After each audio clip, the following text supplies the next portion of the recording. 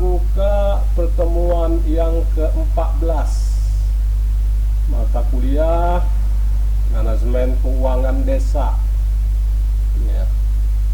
Ini yang ke-14, berarti kita tersisa sekali lagi. Ya, minggu depan kita sudah selesai. Ya, tidak terasa 16 kali pertemuan. Ya, nanti sekali adalah ujian akhir semester. Ya. Jadi dalam pertemuan 14 kali ini materi kita adalah bagaimana pengawasan dan pembinaan ya dari aparatur desa. Jadi aparatur desa itu ya, pemerintah memaklumi ya bahwa yang terpilih jadi kepala desa itu ya ada ya, SD pun tidak, apalagi di daerah ya, apalagi di daerah Sri Indah. Matikan dulu apanya, soundnya sudah. Sri Indah, matikan soundnya dulu. Jadi pemerintah menyadari bahwa yang terpilih sebagai kepala desa itu ya bisa saja tamat SD pun tidak, apalagi di daerah terpencil, ya, daerah-daerah perbatasan, misalnya terpencil-pencil, yang ke sana pun susah, ya, harus jalan kaki 6-10 jam ke sana, susah, ya. Sehingga pemerintah perlu ya membina mereka, ya. Jadi pemerintah menggelontorkan dana-dana desa yang tidak sedikit dan harus mereka dibina dan diawasi. Ya, kalau juga nggak bisa dibina, ya berarti dibinasakan, ya kan, Gong? Ya, karena banyak sekali uang-uang dana-dana dari pusat digelontorkan ke desa-desa tersebut. Jadi dalam zaman-zaman sebelumnya, zaman-zaman sebelum reformasi, ya, dana-dana itu ditahan oleh pusat, ya, ditahan oleh pusat, dan pusatlah menentukan sistem sentralisasi. Apa yang dimauin pusat, itulah yang dikerjakan desa-desa tersebut. Ya. Sehingga kalau zaman dulu yang banyak korupsi itu adalah yang di pusat, karena banyak proyek-proyek yang dilakukan oleh pusat ya untuk desa-desa ataupun kabupaten-kabupaten. Dalam era reformasi ini semua dana-dana diserahkan semua ke desa-desa, ke kabupaten-kabupaten dan kota, sehingga desa-desa tersebut ya, kabupaten kota tersebutlah yang membangun daerahnya masing-masing. Apa yang paling krusial yang ingin dibangun oleh mereka-mereka, itulah yang mereka bangun, dan dananya berasal dari pusat. Nah, dari itu maka berpindahlah korupsi yang tadinya banyak di pusat, sekarang sudah pindah ke daerah-daerah, ke desa-desa. Ya, kita lihat banyak ketangkapnya bupati, wali kota, ya, banyak ketangkapnya kepala desa yang tidak bisa memanfaatkan kan tersebut untuk kepentingan pembangunan, dan dana-dana tersebut diselewengkan dan melanggar hukum. Ya, itulah makanya pemerintah berkewajiban membina, mengawasi dari kepala desa tersebut. Umumnya kepala desa. Jadi bagaimana kepala desa itu ya mempergunakan dana-dananya, dana-dana yang telah disalurkan oleh pemerintah pusat maupun daerah, itu dilakukan dibuat ataupun direncanakan kebaikan desanya, sehingga apa yang diharapkan pemerintah pusat, ya, terutama dalam geliat-geliat perekonomian, sehingga tumbuh perekonomian kita, growth ekonomi, pertumbuhan ekonomi itu akan tumbuh. Kalau dia sudah tumbuh perekonomian suatu desa, maka dia akan mencakup tumbuhlah perekonomian di satu kabupaten. Kalau sudah satu kabupaten tumbuh perekonomiannya, maka tumbuhlah secara nasional. Dan kalau sudah tumbuh perekonomian suatu negara, maka efeknya adalah pengangguran akan turun, kemiskinan akan turun, kemudian produktivitas masyarakat bisa lebih berhasil, dan daya tawar dari pekerja juga dapat tinggi. Nah, hal-hal itulah yang menyebabkan pemerintah ini terus dia memberikan pengawasan dan pembinaan. Ya, bagaimana pemerintah desa itu membangun desanya masing-masing, ya, sesuai dengan arahan dari pusat. Hal-hal seperti ini, ya, dengan banyaknya dana tersebut, ya, pemerintah juga mengadakan pengawasan dan pembinaan. Ya, dibinalah kepala-kepala desa, ya, diawasilah keuangan-keuangannya.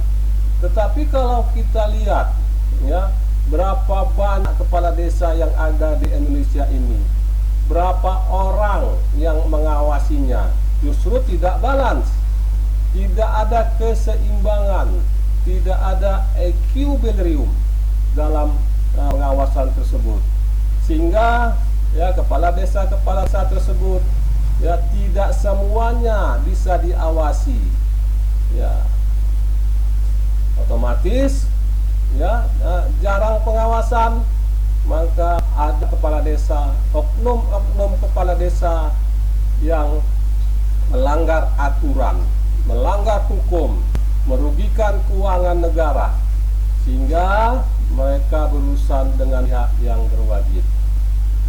Bagaimana pembinaan dan pengawasan oleh pemerintah yang lebih tinggi dari desa, misalnya kecamatan, kabupaten, kota, ataupun langsung dari pusat? Mari kita lihat dulu slide sebagai berikut.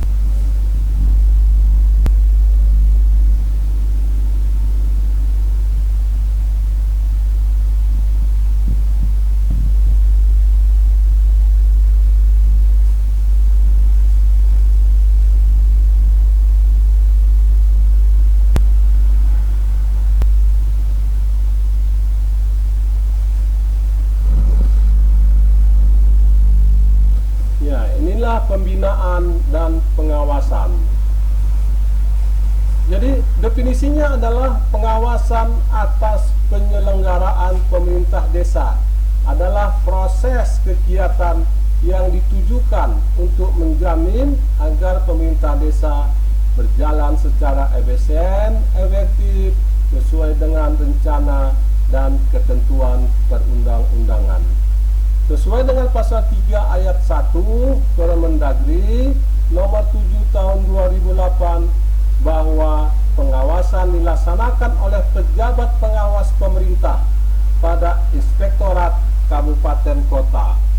Jadi ada di kabupaten kota itu inspektur, ya, yang kepala dinas, dia sejajar dengan kepala dinas yang namanya inspektorat, itu ada di kabupaten kota, dan mereka lah, ya, pekerjaan mereka lah untuk membina dan mengawasi dari kepala desa. Dan ini sesuai dengan pasal 3 ayat 1 Permendagri nomor 7 tahun 2008. Ruang lingkup pengawasan desa, ya, pertama administrasi pemerintahan desa dan urusan pemerintah desa. Pengawasan dilakukan terhadap kebijakan desa, kelembagaan desa, keuangan desa, dan kekayaan desa. Tujuan pembinaan dan pengawasan Inspektorat terhadap pengelolaan keuangan desa adalah untuk mengetahui apakah pelaksanaan pengelolaan keuangan desa telah sesuai dengan ketentuan yang berlaku. Untuk menilai pelaksanaan pengelolaan anggaran telah memenuhi prinsip ekonomis, efektif, dan efisien. Inilah yang dinamakan dengan 3E, ekonomis, efektif, dan efisien. Untuk menilai kehandalan pengendalian intern dalam pengelolaan keuangan.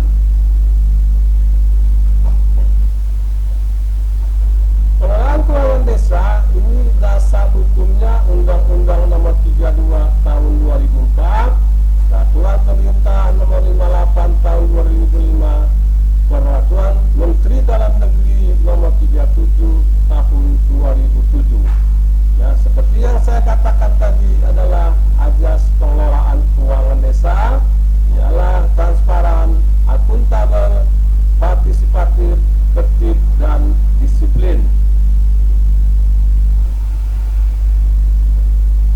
Jadi apakah fungsi BPD, Badan Permusyawaratan Desa? Ya, BPD ini adalah kalau dia di pusat sama seperti DPR ataupun DPRD. Kalau di desa namanya BPD. Tetapi dalam BPD ini ya tidak dipilih secara langsung oleh masyarakat desa. Dan ini ditunjuk oleh forum yang namanya musrembang. Kalau dia DPR dan DPRD itu dipilih langsung oleh rakyat, nah, dengan minimal suara yang terpilih dan mereka duduk sebagai wakil dari konstituennya. Kalau dia BPD ini, Badan Permusyawaratan Desa ini ditunjuk langsung oleh forum dalam musrembang yang dilakukan setiap tahun oleh desa-desa tersebut. Ya, membahas dan menyepakati rancangan peraturan desa bersama kepala desa, menampung dan menyalurkan aspirasi masyarakat desa, melakukan pengawasan kinerja kepala desa. Ini kita harus mengerti pungli. Ya, apakah pengertiannya? Pengenaan biaya di tempat yang tidak seharusnya biaya dikenakan atau dipungut. Pungli adalah pungutan liar. Ya. Presiden Joko Widodo membentuk Satuan Tugas Sapu Bersih Pungutan Liar. Dasar hukumnya adalah 87 tahun 2016. Jadi pungutan liar yang ada di desa-desa itu, ya, itu adalah suatu yang haram bagi pemerintah. Pemerintah itu menekankan tidak ada pungutan liar di desa-desa. Di desa-desa itu tidak boleh mengutip uang apapun jika masyarakat ingin mengurus, ya, administrasi kependudukan. Administrasi kependudukan dalam hal ini, ya, boleh KTP, boleh KK, dan sebagainya. Untuk itulah pemerintah membuat suatu peraturan yang dapat menekan, ya, pungutan liar di masyarakat desa tersebut. Kegiatan pembangunan temuan yang sering terjadi di pemerintah desa. Jadi pemerintah pusat maupun pemerintah provinsi kabupaten itu menemukan yang sering terjadi di pemerintahan desa. Ya, yang pertama buku administrasi desa yang meliputi administrasi umum, administrasi penduduk, keuangan, dan administrasi pembangunan itu belum dikerjakan secara tertib. Produk hukum berupa peraturan desa dan keputusan kepala desa belum diintervensi dengan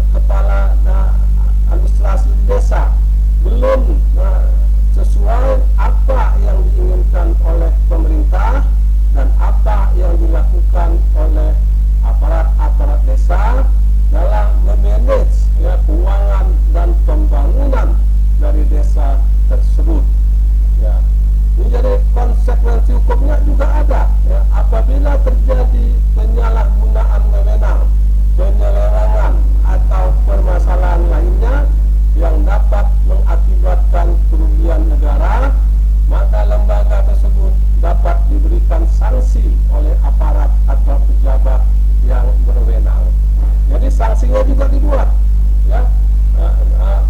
Pemerintah pusat mengawasi dan membina, ya, diawasi mereka, ya, dibuat undang-undangnya, peraturan-peraturannya, ya, ini untuk membentengi agar keuangan desa tadi tidak lari kemana-mana, dan konsekuensi hukumnya juga dibuat.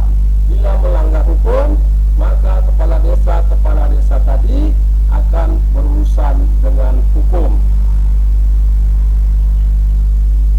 Nah, ini pedoman penyusunan APBD yang bisa kita lihat, ya. Ini juga peraturan wali kota bupati, ya. Bagaimana peraturan bupati dan wali kota dikeluarkan untuk membentengi kepala desa tadi, ya.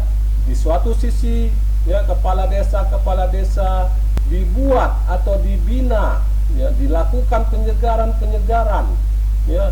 Dan bagi mereka yang tidak paham apapun, ya, pemerintah mengadakan, ya, pembinaan, diajari mereka, ya, bagaimana masalah membangun itu. Oleh karena itu, ya, kita sebagai rakyat atau warga biasa, kita jangan mau memilih kepala desa yang tamatannya pas-pasan, ya, nanti yang tamatannya SMP, ya, dan uangnya banyak, itu kita pilih, sehingga akan terjadi hal-hal di luar kewenangannya, dan dia tidak akan menjadi suatu bapak pembangunan desa tersebut, dan kita yang susah, ya. Kalau nanti ada pemilihan kepala desa di desa kalian, pilihlah dia yang berkompeten, pilihlah dia yang berpendidikan, ya. Boleh dia pendidikan apa saja, tapi yang berpendidikan. Jangan sampai kepala desa itu yang terpilih, ya, bukan hanya pendidikannya yang rendah, tapi buta skop. Ya, tahu kalian buta skop? Ya, buta huruf. Ya, itu yang terpilih. Jangan sampai hal-hal itu terjadi, ya. Jadi kalau kita ingin membangun desa kita menjadi desa cantik, katanya, menjadi desa-desa pembangunan, kita harus berperan di dalamnya, ya. Kita harus mengkampanyekan, ya, bagaimana pembangunan yang benar-benar menyentuh rakyat, ya. Jangan sampai pembangunannya hanya mementingkan kepentingan suatu golongan, mementingkan kepentingan dari orang di sisinya, segelintir orang yang merupakan tim suksesnya. Tapi kebijakan-kebijakan yang diambil oleh kepala desa itu harus menyentuh rakyat banyak, harus menyentuh jadi rakyat umumnya, ya, tidak hanya sebagian saja. Nah, itulah ada Bapak, ya, bagaimana kepala desa itu dibimbing, dibina, diawasi. Tapi Pak, masih banyak juga yang, ya, melanggar hukum, banyak, ya, seperti saya katakan tadi, ratusan desa, ribuan desa yang ada di Indonesia ini, dan tidak bisa semuanya diawasi, ya, tidak bisa semuanya didatangi, apalagi daerah-daerah terpencil sana. Tetapi percayalah, kalau kita melanggar hukum, ya, melakukan penyelewengan, suatu saat kita juga akan ketangkap, dan suatu saat temuan-temuan itu akan ditemukan oleh pengawas-pengawas tadi. Oke, terima kasih. Itulah dari saya. Mari kita berdiskusi. Silakan yang ingin berdiskusi. Pak, Indah ingin bertanya, Pak. Indah, kita belum dah. Indah Safitri Lubis, ya kan? Ya, Pak. Kamu kemarin nggak ada. Ya. Kemana kamu kemarin? Iya, semalam saya kerja, Pak. Jadi ya kan, di sini kelihatan kamu nggak ada. Oke, silakan dah. Iya, Pak. Ini, Pak. Tadi kan Bapak menjelaskan bahwa yang memberi pembinaan dan pengawasan kepada pemerintah desa adalah kabupaten atau desa gitu Pak. Terus yang jadi pertanyaan saya, peran camat dalam pembinaan dan pengawasan pengelolaan dana desa itu apa Pak? Karena camat itu kan merupakan koordinator penyelenggaraan pemerintah yang berada di bawah bupati melalui sekretaris daerah atau kabupaten. Oke, terima kasih Indah.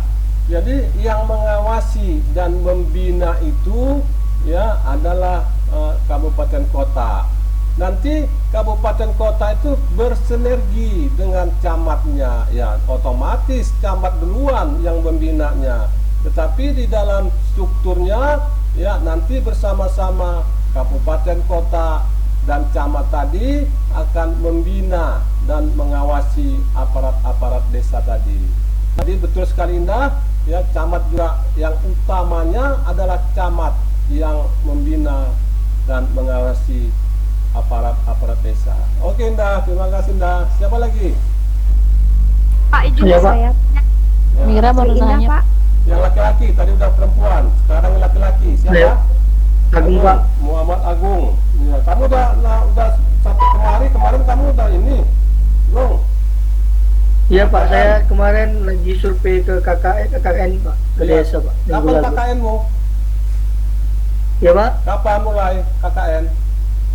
belum tahu Pak. Oh belum, ini suratnya aja. Dari Bunda Kimia Pak, nanti dikasih tahu. Wah, nanti saya datang sekali-sekali lihat kamu. Ya kita ngadakan penyuluhan anti korupsi. Ya bagaimana masyarakat berintegritas. Nah, nanti ataupun ya bagaimana kepala desa dan kepala dusunnya itu kita bina ya untuk menjadi desa-desa yang berintegritas. Oke, Gong, silakan. Oke Pak. Mau nanya Pak, itu kan tadi ada slide bahwasanya ada pungli di daerah gitu Pak. Itu kan ada kena hukum atau pidana itu kan Pak. Iya. Jadi Pak, gimana Pak yang masalah pungli yang apa tuh namanya yang di pemandian Cidebu-debu masalah Pak. Itu kan sampai ada yang viral tuh Pak, sampai 2 sampai 3 kali diminta, padahal kan kalau yang di daerahnya itu dia cuma satu aja Pak, di gerbang utama itu aja Pak. Itu Iya. bagaimana tuh Pak? Ya, terima kasih, Gung. Sekarang pun kan dia Pak selang-selang 3 bulan atau enggak 4 bulan gitu masih ada aja gitu Pak, PS keempat yang pungli-pungli seperti itu Pak, yang 2 kali minta dia. Ya, terima kasih, Gung. Jadi sebenarnya kutipan-kutipan itu ya adalah usaha desa. Ya, usaha desa. Tapi jangan disalahgunakan. Ya, jadi iuran-iuran tadi itu masuklah ke kas desa. Ya, tetapi dengan kasat mata kita melihat ya dengan liar, tidak ada pengawasan dari desa itu pun. Kalau ditanya kepala desa apakah uang kutipan ini masuk ke kas desa, dia pun tidak tahu. Ya, jadi dalam hal ini inilah kita, ya inilah bangsa kita, ya desa kita, ya inilah yang membuat orang malas ke sana. Ya, jadi desa-desa wisata kita masih mencerminkan seperti hal-hal tersebut. Ya, jadi kita ini terkenal ya dengan wisata kita, wisata mahal. Ya, masuknya mahal, makanannya mahal, ya penginapannya mahal, ya nggak usah di debu-debu itu, di perapat saja kalian lihat, ya semuanya serba mahal. Tapi kalau kita bandingkan dengan di Bali, ya kalau kalian punya rezeki nanti ya ke Bali kalian, itu semuanya murah. Ya semuanya murah, naik taksi murah, nggak ditipu-tipuin kita, makan di restoran Padang murah, ya semua serba murah. Padahal di sana bule-bule yang banyak. Ya, saya iseng-iseng sudah pernah ke sana nanya sama nama tukang taksinya. Kenapa Pak di sini murah-murah, biaya hidupnya murah? Pak, kami di sini kalau kami mahal-mahal, kalau kami membohong-bohongi pelancong-pelancong itu, nanti mereka tidak mau datang lagi. Itulah kesan saya. Ya, begitu hebatnya mereka meresapi tempat wisata. Ya, Jadi tidak ada namanya tipu-tipuan, bohong-bohongan. Itu tidak ada di Bali sana. Ya, semuanya sesuai dengan aturan. Semuanya diatur oleh pemerintah. Sehingga Bali tersebut terkenal kemana-mana. Ya, kalau kita lihat bisa saja di Bali itu orang bule-bule itu ditipu, ya, belanja sekian dibilang sekian, ya, dan semuanya mahal-mahal. Itu tidak terjadi, tidak kita jumpai seperti di Kota Prapat. Dan Kota Prapat inilah yang harus dibenahi, ya, bagaimana sama dengan Bali, ya. Jadi mindset masyarakat itu harus diubah, ya. Aji mumpung. Jadi mindset masyarakat itu yang aji mumpung itulah harus dirubah sehingga Prapat itu bisa menjadi ikon wisata kita yang baru. Ya, hal-hal tersebutlah yang harus dibenahi oleh desa-desa tersebut. Seperti saya katakan tadi, kalau desa-desa kepala desanya yang SMP pun tidak tamat, bagaimana dia mengelola wisata-wisata itu? Seperti yang dikatakan si Agung tadi, ya, dia sadar tidak bahwa karcis-karcis yang ditarik itu adalah uang masuk kas dari mereka, ya. Kalau mereka sadar, mereka akan mengelolanya dengan profesional, dan sekali masuk bayar, habis itu sudah, dan itu tidak bayar-bayar lagi dan masuk ke kas desa. Ya, semuanya ke kas desa. Itulah yang diharapkan. Ya, Gung, tapi bagaimana Pak? Itu sudah melanggar hukum, ya, sudah melanggar hukum. Dan vira-vira kita juga banyak lihat. Tetapi pemerintah dalam hal ini yang berwenang sangat sulit mendeteksinya, ya. Karena apa? Karena kita juga kemiskinan kita tinggi. Ya, kalau dilarang hal-hal seperti itu, mereka makan pun susah. Iya, jadi apa mau kita benahi? Jadi yang paling utama sebenarnya yang kita mau benahi adalah kemiskinan ini harus ditekan. Kalau sudah kemiskinan ditekan, ya, hal-hal tersebut tidak akan terjadi lagi. Ya, jadi yang utamanya atau dasarnya adalah kemiskinan tadi. Kita lihat kemiskinan kita bertambah tahun, bertambah banyak. Dari 8% naik 9%, sekarang 11%.